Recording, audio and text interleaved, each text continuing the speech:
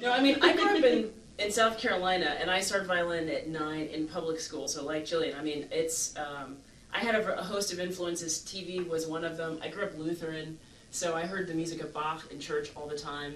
I heard Warner Brothers cartoons, which had a lot of really great orchestrated original music in it, and also classical music, standard repertoire classical music. And then in orchestra, we went to see the local orchestra, the Greenville Symphony in my hometown, and I was pretty hooked on that. But then a quartet came to my elementary school, and I was absolutely smitten. And so I have had like the most traditional classical music education you could imagine.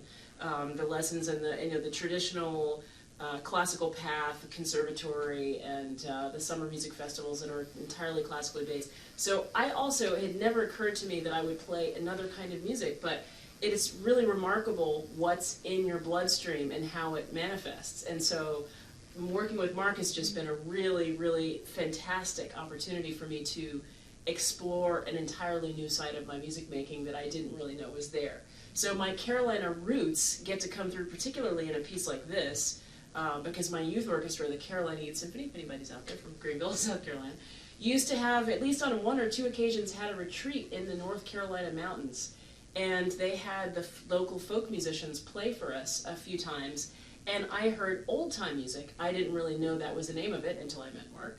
But I was absolutely just drawn to this fiddle tradition of old time. And I never really knew what it was, but I just knew there's a certain kind of fiddling that I really, really like. And, 3.5 years ago, I met Mark and started playing this piece, and I'm channeling those roots when I play this music, and it's just a really great, working with Mark has been great, because I think it's such a unique blend of musical styles. And it's given a new voice that I like to express. I think it was destiny for all of us to be together.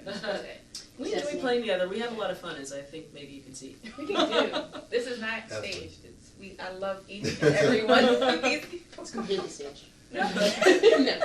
And it helps because, I mean, when we play string music together, we're really listening. I mean, that's the great thing about playing quartet music is that we're listening to all 4 of us at all times. Exactly. And the better we listen to each other, the better we're playing this piece, because we can't do it without the others. Something you said earlier about the fiddle players that you were meeting, or rather the classical concertmasters that you were meeting in the beginning, and how they were removed from fiddle music. But it's kind of an interesting thing that all of us classical violinists call ourselves, colloquially, we all call ourselves fiddle players.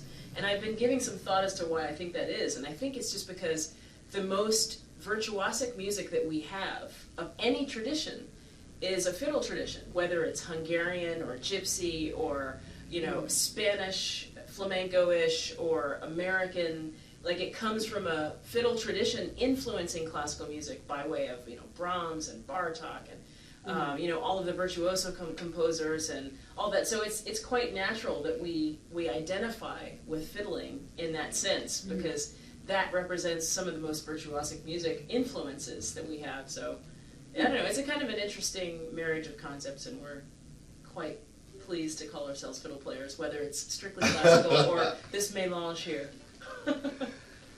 And now we're going to see how fast we can play. Right. This movement is a scorcher. And it's a lot of interplay, so we have to really focus and.